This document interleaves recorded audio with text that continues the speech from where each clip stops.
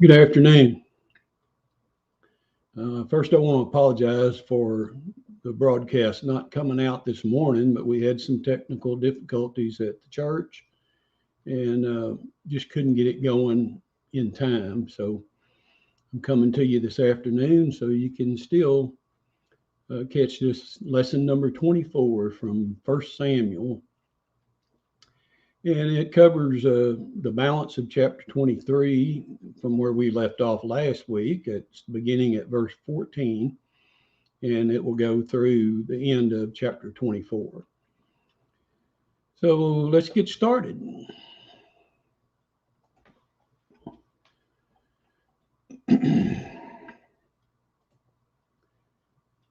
This is where David narrowly escapes from Saul in the Judean wilderness. Saul is still relentlessly chasing after David. So David takes refuge in the wilderness of Ziph. Verse 14. And David stayed in the strongholds in the wilderness and remained in the mountains in the wilderness of Ziph. Saul sought him every day, but God did not deliver him into his hand. So David saw that Saul had come out to seek his life, and David was in the wilderness of Ziph in the forest. Ziph was a town that was below the southern tip of the Dead Sea, with a dramatically varied landscape.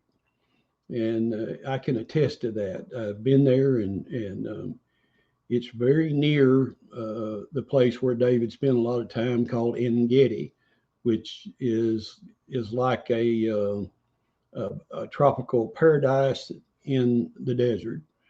You can stand in the middle of vegetation and trees and running creek and look back behind you, and it's nothing but desert. So the landscape there was very varied. It was not a comfortable or a easy place to be. God guided and protected David, but it wasn't comfortable or easy.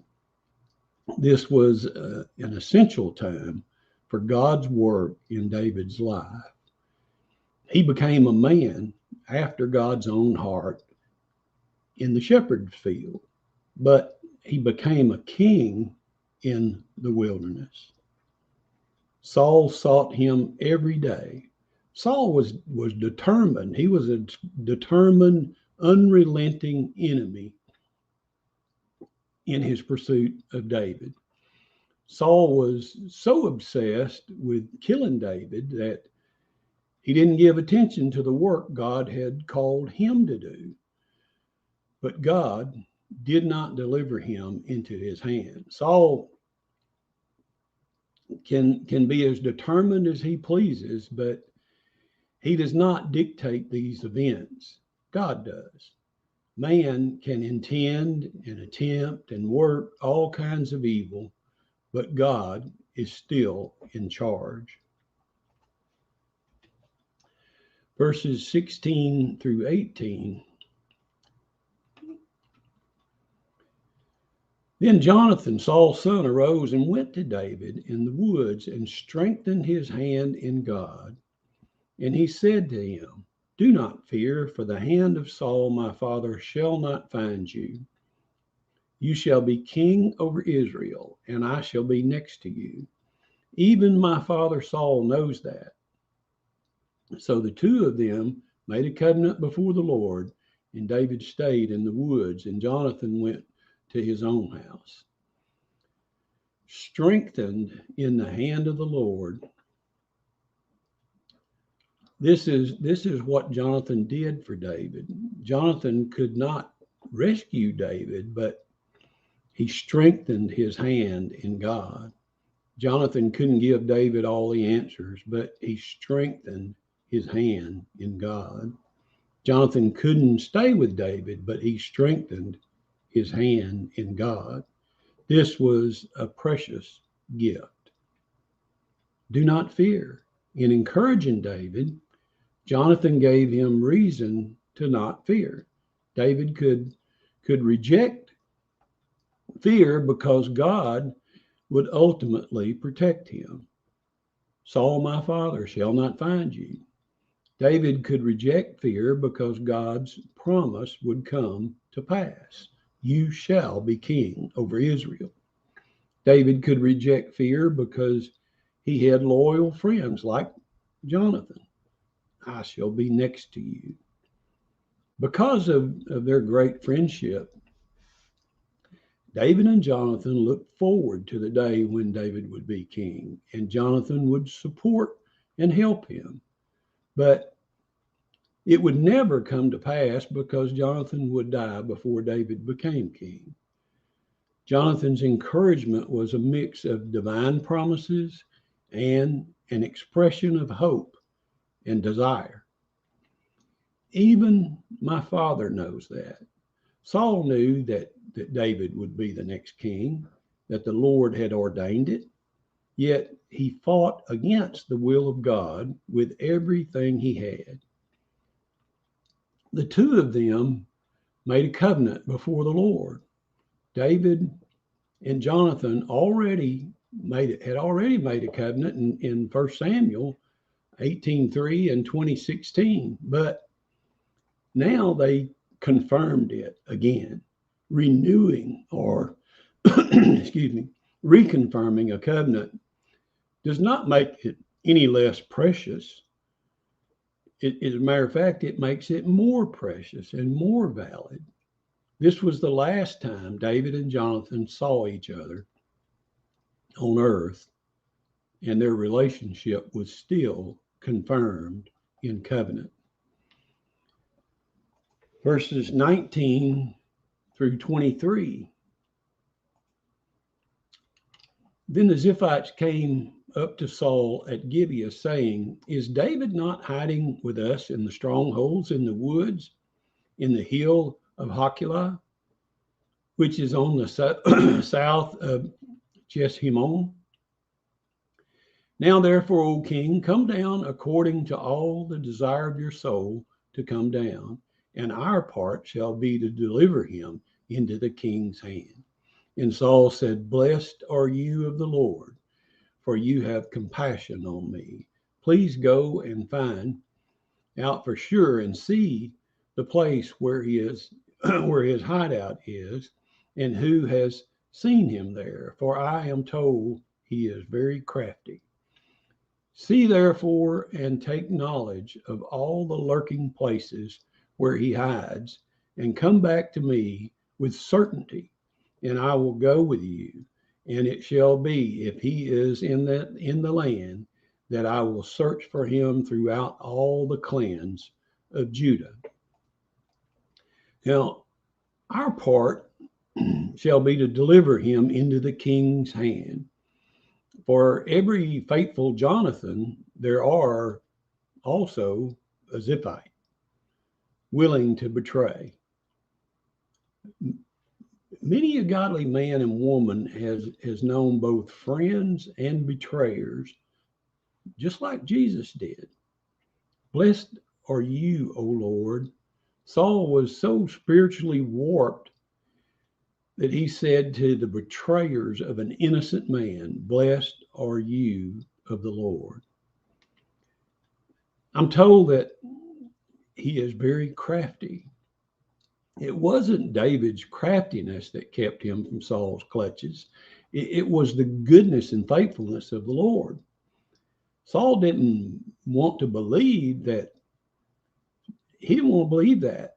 So he thought, and he said, David's protection was due to him being very crafty.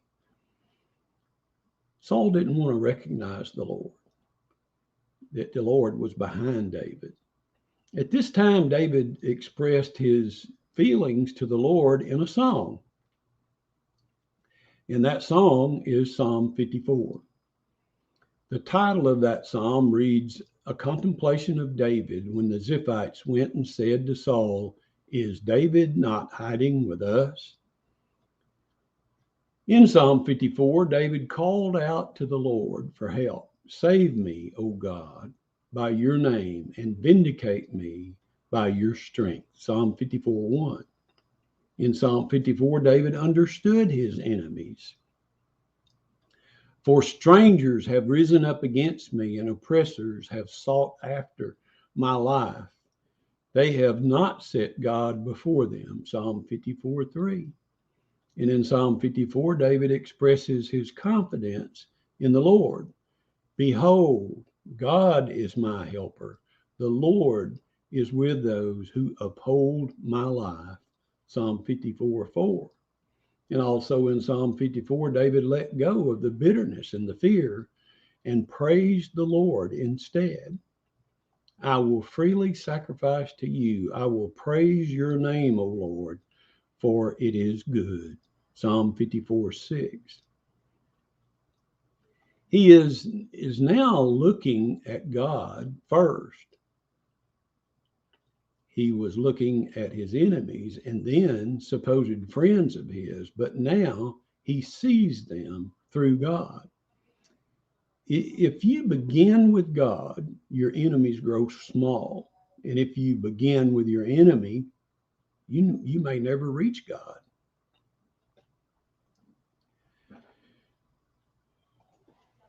Verses 24 through 29. So they arose and went to Ziph before Saul, but David and his men were in the wilderness of Maon in the plain on the south of Jeshimon. When Saul and his men went to seek him, they told David. Therefore he went down to the rock and stayed in the wilderness of Maon. And when Saul heard that, he pursued David in the wilderness of Maon. Then Saul went on one side of the mountain, and David and his men on the other side of the mountain. So David made haste to get away from Saul, for Saul and his men were encircling David and his men to take them. But a messenger came to Saul saying, hasten and come, for the Philistines have invaded the land. Therefore Saul returned from pursuing David and went against the Philistines. So they called that place the Rock of Escape. Then David went up from there and dwelt in the strongholds of En-gedi. Saul went on one side of the mountain, and David and his men on the other side of the mountain. If only Saul had known David was so close. They were on the same mountain, and bear in mind now that what they call mountains in the Bible to us are just a large hill. They're nothing like the Rockies or any mountain range in the U.S. They're just basically rolling hills. So this hill is the peak of this hill, or the ridge of the hill, is the only thing that separated them. And Saul did his best to trap David, and it looked like he was going to get it done. But a messenger came to Saul out of the blue, actually out of heaven. A messenger came to Saul and drew him away from David to fight the Philistines. The hand of God was so evident that David and his men made a memorial there of that spot, and they call that place the Rock of Escape. And now we move on into chapter 24, verses 1 and 2. This is where David spares Saul's life. Verse 1, now it happened when Saul had returned from following the Philistines that it was told him, saying, take note, David is in the wilderness of En-gedi. Then Saul took 3,000 chosen men from all of Israel and went to seek David and his men on the rocks of the wild goats. When Saul had returned from following the Philistines, in this previous chapter, God miraculously delivered David by drawing Saul away from to fight the Philistines at that moment. So Saul was ready to capture David, but when Saul was done with the Philistines, he went back to pursuing David. he would not give up.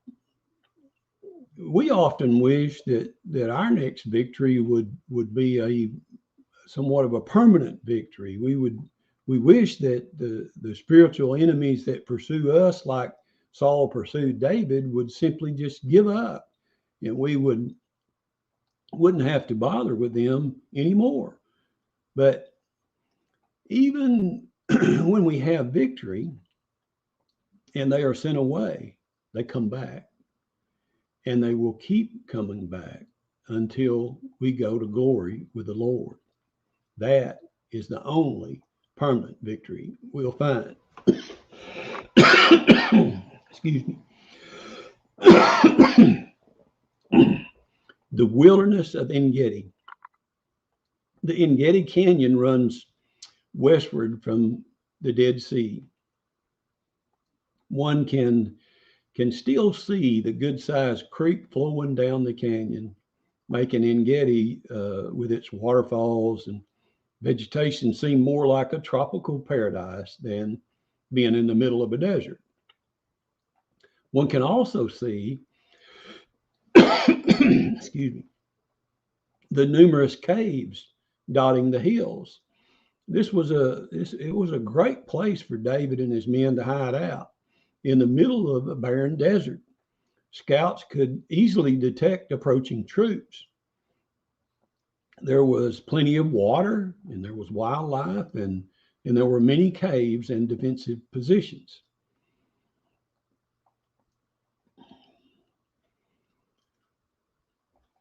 Verse 3.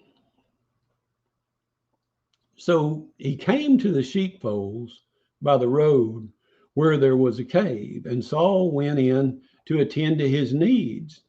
David and his men were staying in the recesses of the cave. The sheepfolds, this indicates that this was a large cave, big enough to shelter a flock of sheep. All or most of David's 600 men could hide in the recesses of the cave. Saul went in to attend to his needs. Since the Bible is a real book, dealing with real people living real lives, we aren't a bit surprised to see it describe Saul's attention to his personal needs. But something as basic as and as common as this was timed and arranged by God without Saul having any knowledge of God's timing or arrangement of things. The fact that Saul went in to attend to his needs also meant that he went into the cave alone. His soldiers and bodyguards were out of the cave waiting for him. David and his men were staying in the recesses of the cave. What are the chances? Saul must attend to his personal needs at the very moment he passes by the very cave where David hides. This was no coincidence, but it was arranged by God to test David, to train David, and to display David's godly heart. Verse 4 through 7. Then the men of David said to him, "This is the day of which the Lord said to you, Behold, I will deliver your enemy into your hand, that you may do to him as it seems good to you." And David arose and secretly cut off a corner of Saul's robe. Now it happened afterward that David's heart troubled him because he had cut Saul's robe. And he said to his men, "The Lord forbid that I should do this to my master, the Lord's anointed, to stretch out my hand against him, seeing he is the anointed of the Lord." So David restrained his servants with these words and did not allow them to rise against Saul. And Saul got up from the cave and went on his way. The men of David said to him, David's men were excited at the opportunity and believed it was truly a gift from God. They knew it was no coincidence that Saul came alone into the cave at that very moment. They thought this was an opportunity from God to kill Saul. Apparently, on apparently on some previous occasion, God promised David, "Behold, I will deliver your enemy into your hand, that you may do to him as it seems good to you." Now they believed that this was the fulfillment of that promise, and that David needed to seize the promise by faith and by the sword. And David arose and secretly cut off a corner of Saul's robe. And we can imagine David listening to this counsel from his men, and with his sword creeping quickly towards Saul, covered by the darkness of the cave. David's men are excited. Their lives as fugitives are about to come to an end, and they will soon be installed as friends and associates of the new king of Israel. But David came close to Saul and put forth his sword, but did not bring it crashing down on Saul's neck or thrust it through his back. Instead, he secretly cut off a corner of Saul's robe. Some wonder how David could have done this without being detected. Saul may have laid his robe down in another part of the cave and attended to his needs in another part. So David did not have to get right next to Saul to cut off the corner of his robe. Or it may also be that there was enough noise and commotion from the thousands of men outside of the cave, along with their horses, that David was simply undetectable. David decided to spare Saul because he knew that God's promise said, "You will inherit the throne of Israel." He knew that Saul was in the way of that promise, but he also knew it was disobedient of him to kill Saul, because God put Saul in that position of authority. And it was God's job to take care of Saul, not David's. David wanted the promise to be fulfilled, but he refused to try and fulfill God's promise through his own disobedience. Now, sometimes we have a promise from God that we think we are justified in sinning to pursue that promise. This is always wrong. God will fulfill his promises, but he will do it his way and do it righteously and in his timing. Instead, we need to be like Abraham, who obeyed God even when it seemed to be at the expense of God's promise, willing to sacrifice the son of the promise in Genesis 22. Even more, we need to be like Jesus, who didn't take Satan's offer to win back the world at the expense of obedience. Luke 4:5-8. In all this, we see that David knew not only how to wait on the Lord, but he also knew how to wait for the Lord. We wait on the Lord by prayer and supplication, looking for the indication of his will. We wait for the Lord by patience and submission, looking for the interposition of his hand. That's a comment by F.B. Meyer. David was determined that when he sat on the throne of Israel, it wouldn't be because he got Saul out of the way, but because God got Saul out of the way. He wanted God's fingerprints on that work, not his own. And he wanted the clean conscience that comes from knowing it is, or it was, God's work. We also see that David's heart didn't store up bitterness. and anger toward Saul. Even as Saul made David's life completely miserable, David kept taking it to the Lord, and he received the cleansing from the hurt and the bitterness and the anger that the Lord can give. If David stored up bitterness and anger towards Saul, he probably wouldn't have been able to resist that temptation to kill him at what seemed to be a risk-free opportunity. David's heart troubled him. This is a remarkably tender conscience in David. Many would only be troubled that they did not take the opportunity to kill Saul.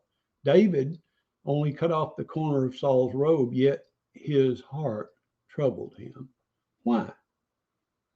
Because the robe was a symbol of Saul's royal authority, and David felt bad, and rightly so, according to the heart of God, that he had done anything against Saul's, God's appointed authority. David expresses this when he said, "The Lord forbid that I should do this thing to my master, the Lord's anointed, seeing he is the anointed of the Lord." David knew better than anyone that Saul was a troubled and corrupt leader. Yet it was in God's power to take him away, and David wouldn't do what was only the Lord's to do. It seemed like a trifling matter, and yet it seemed dishonoring to God's anointed king. And as such, it hurt David to have done it.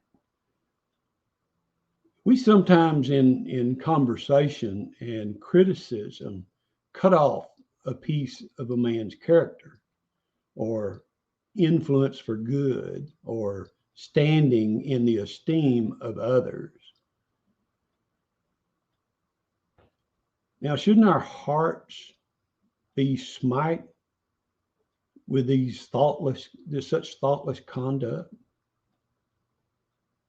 Ought we not to make confession and reparation? So David restrained his servants with these words. David not only kept himself from taking vengeance upon Saul, he also restrained his servants. Many men in the same situation would say, "Well, I won't kill Saul now, but if one of my servants does, then what can I do?" And therefore leave the door wide open for Saul to be killed. But David wouldn't do that, and he restrained his servants with these words. These were the words of a humble, tender conscience before God.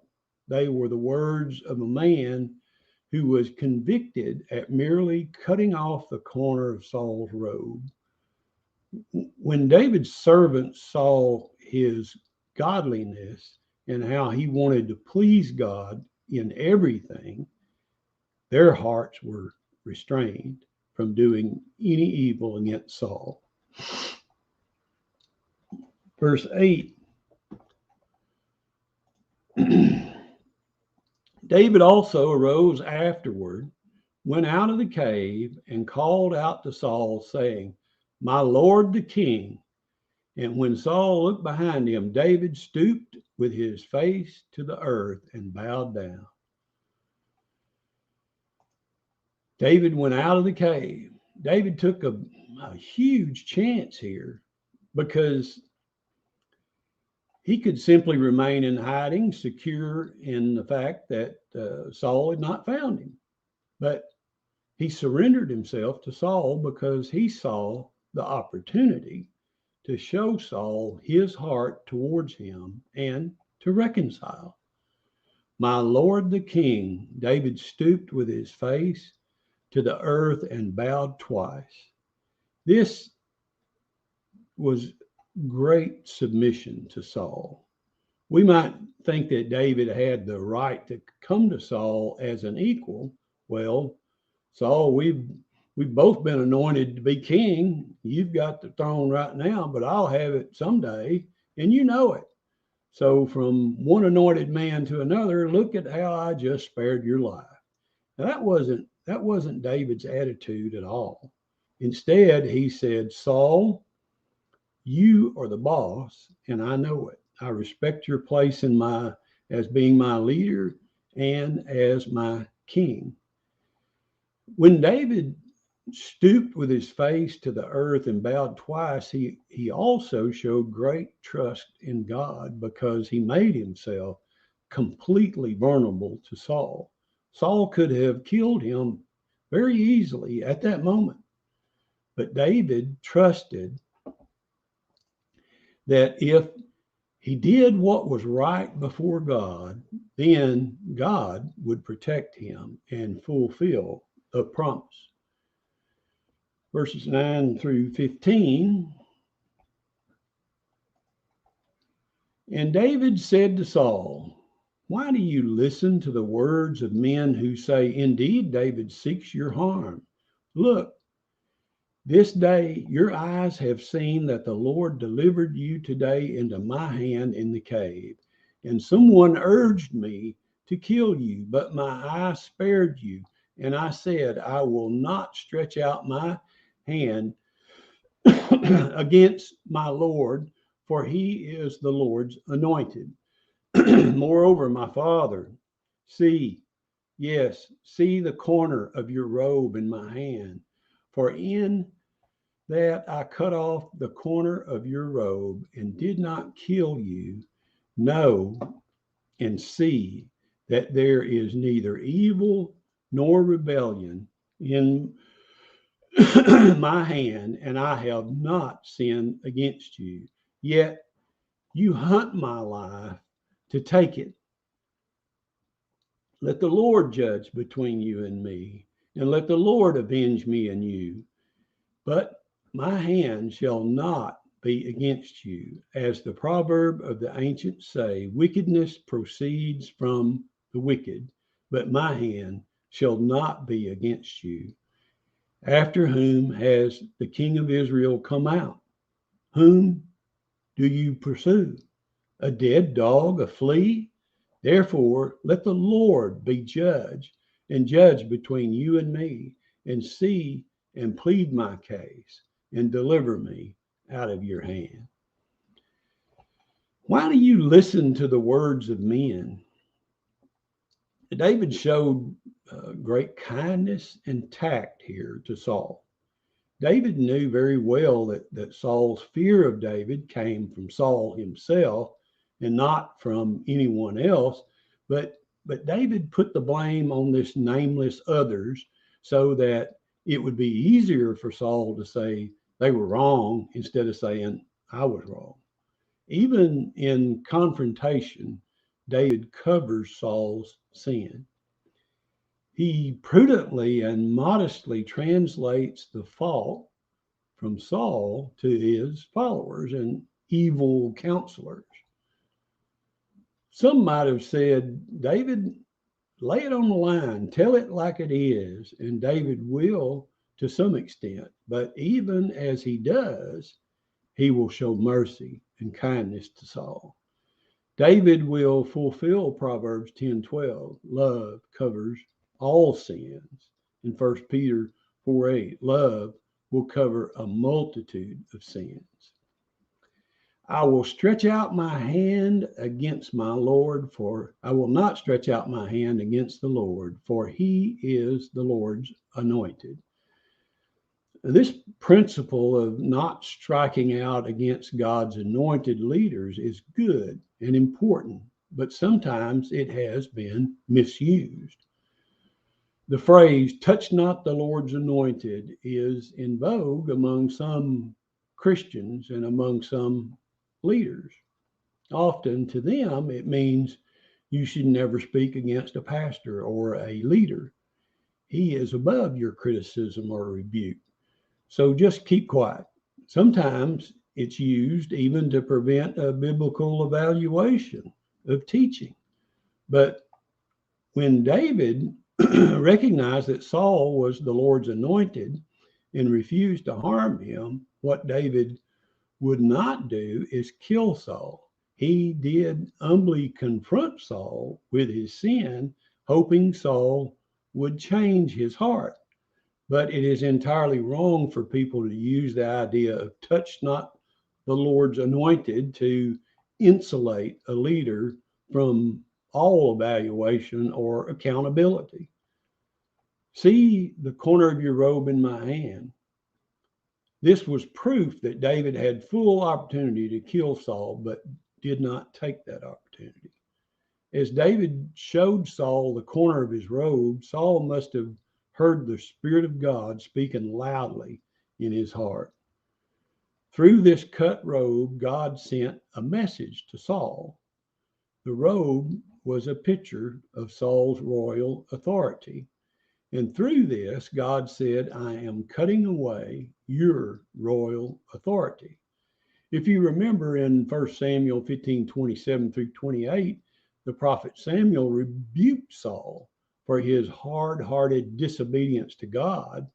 In his distress, Saul tried to keep Samuel from leaving, and he grabbed his robe, and a portion of the prophet's robe tore away.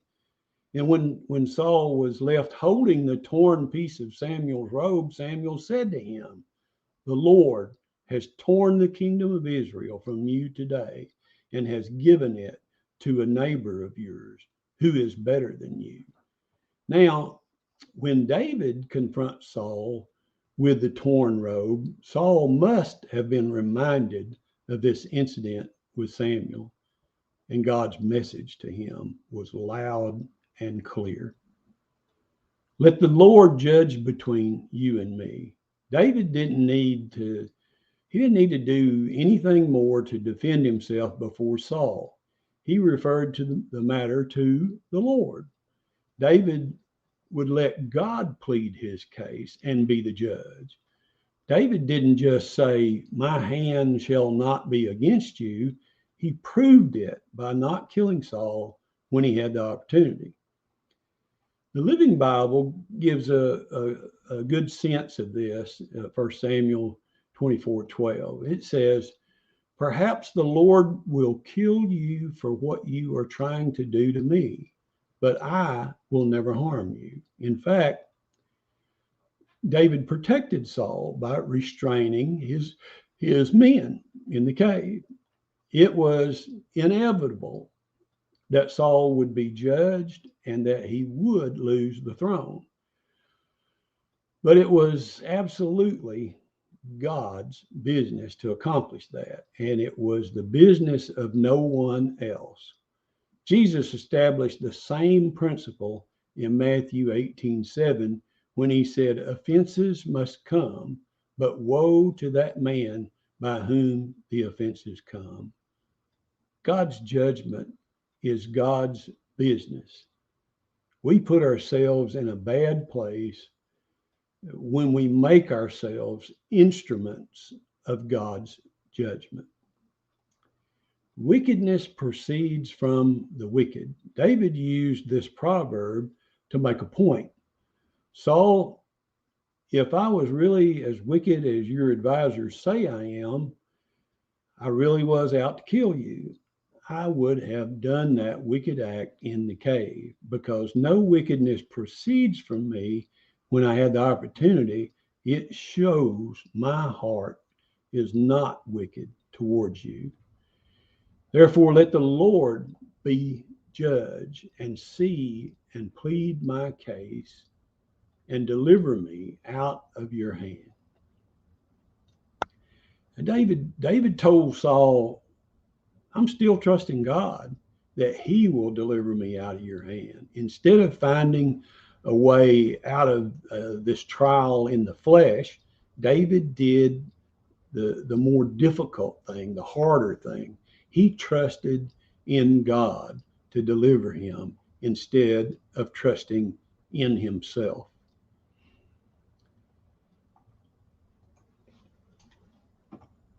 (16 through 18). So it was When David had finished speaking these words to Saul, that Saul said, "Is this your voice, my son David?" And Saul lifted up his voice and wept. Then he said to David, "You are more righteous than I, for you have rewarded me with good, whereas I have rewarded you with evil. And you have shown this day how you have dealt well with me. For when the Lord delivered me into your hand, you did not kill me. For if a man finds his enemy, will he let him get away safely? Therefore, my Lord, may the Lord reward you with good for what you have done to me this day." "Is this your voice, my son David?"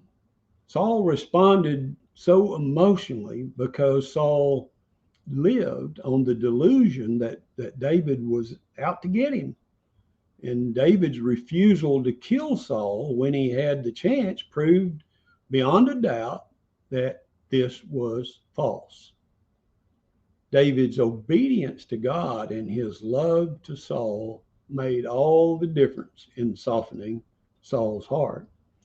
"You are more righteous than I. You have dealt well with me. You did not kill me. The Lord reward you with good for what you have done to me this day." This was a dramatic change of heart in Saul.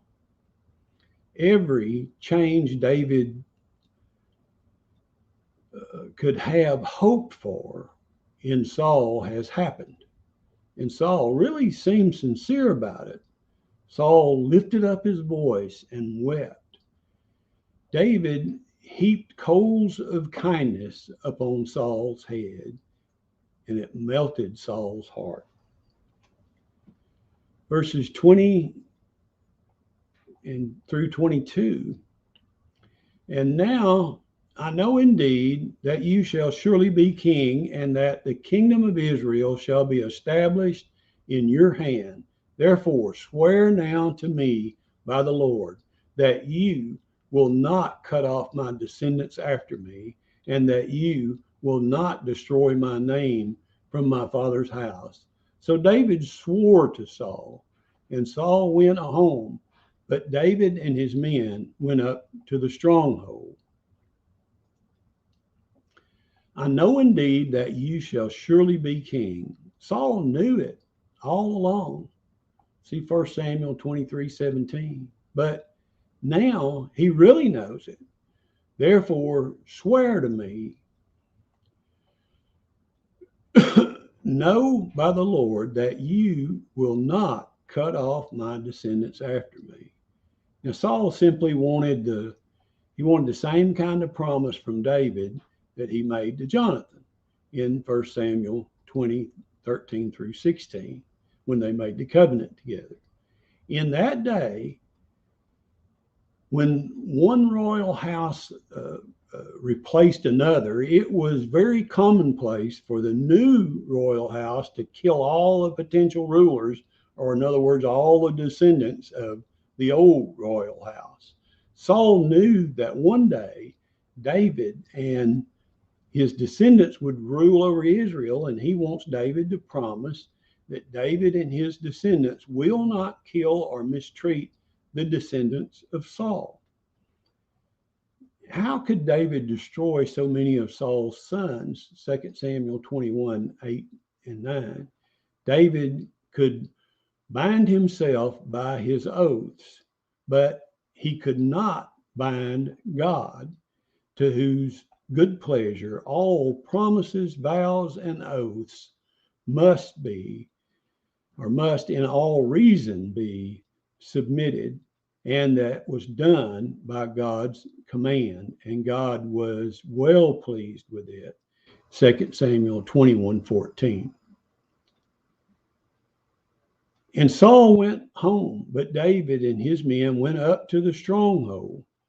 David didn't go back home with Saul and be restored to his home and his place in the palace, because David knew that as much as Saul meant it at the moment, the struggle would still remain. in place of victory. Many times a person repents and claims to recognize their sinful ways, just like Saul did.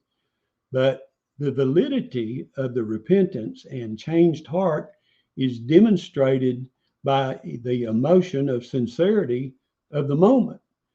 It is demonstrated by the ongoing direction of that person's life. And David had every right to say, I'm going to stay in the stronghold until I see the direction of Saul's life. So, repenting from one's sinful ways is demonstrated by a change in their life, a change in direction, not by the emotions of the moment. So, what a miserable picture Saul is. What is the use of saying, I have played the fool, if he goes on playing the fool? What use are his tears and confession before David if he doesn't act upon his remorse? In fact, it's worse to have this kind of emotional response if it doesn't result in true repentance. If a man is emotionally upset as Saul was and awakens to his condition, but only weeps about it and still doesn't obey God, his second state is 1,000 times worse than the first. Emotion that does not lead to action only leads deeper into sin and rebellion. That is the end of chapter 24 and our lesson for today. We have a number of lessons and principles that I have drawn from this section of scripture. And as I say often, this is by no means an exhaustive list. It's just some things that caught my attention. So we'll go through those. The first one, David became a man after God's own heart in the shepherd's field, but he became a king in the wilderness. God uses the trials and hardships we go through to prepare us for what he has in store for us, just as he did with David. That's why we should give thanks in all circumstances. 1 Thessalonians 5:18a. And number two, David and Jonathan renew or reconfirm their covenant in the woods. This does not make the previous covenant less precious. It makes it more precious and valid. Renewing your wedding vows does not invalidate the first vows.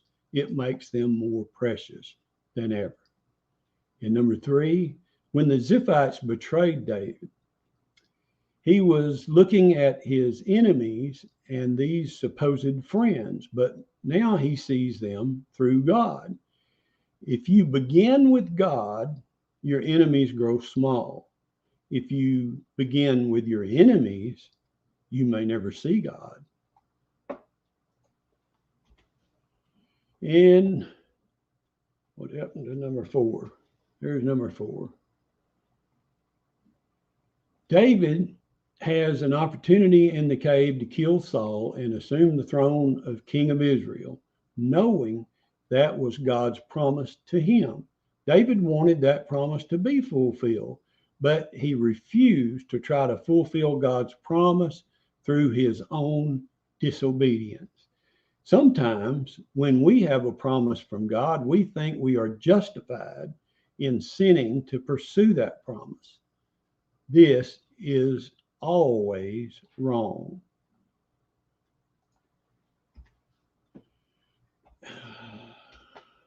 And number five, David cuts off the corner of Saul's robe and his heart is troubled for it. Now, this seems to be a trifling matter, yet it seemed dishonoring to the Lord's anointed king. We sometimes, in conversation and criticism, cut off a piece of someone's character or influence for good, that should be left off the D, or standing in the esteem of others, shouldn't we be convicted for such thoughtless conduct? And number 6, David said, let the word, let the Lord be the judge. Instead of finding a way out of his trial in the flesh, David did the harder thing. He trusted in God to deliver him instead of trusting in himself. And we need to learn to do the same thing, trust in God, not in ourselves. Next week, lesson 25 from 1 Samuel chapter 25. Look forward to seeing you there, and hopefully we will have our video problems at the church resolved and we will be on time. Thank you again for joining us. Also, I might mention, if you visit our website, this video will be posted on there, and you can download in a PDF form these lessons and principles. It's in a little red square out to the right of the link for the video. Look forward to seeing you next week. Thank you and God bless.